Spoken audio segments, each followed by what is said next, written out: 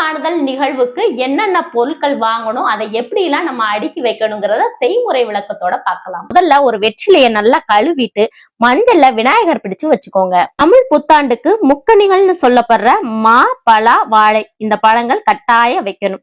இந்த பழங்கள் கிடைக்காத பட்சத்துல உங்களுக்கு என்ன பழங்கள் விருப்பமான பழங்களோ அதை நீங்க வச்சுக்கலாம். நாங்க 2 விதமான ஆரஞ்சு பழங்கள் வாங்கியிருக்கோம். ஆப்பிள் ஒரு தட்டுலையும் மாதுளம்பழம் ஒரு தட்டுலையும் வச்சிருக்கோம்.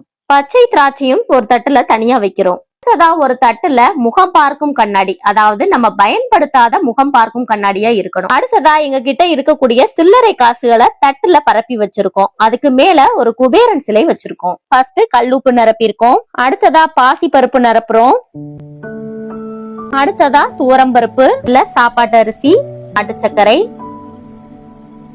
மிளகாய் வத்தல், ஒரு தேங்காய், 5 வாழைப்பழம், கொஞ்சம் விரலி மஞ்சள், 5 வெற்றிலை, 2 பாக்கு வச்சுக்கோங்க.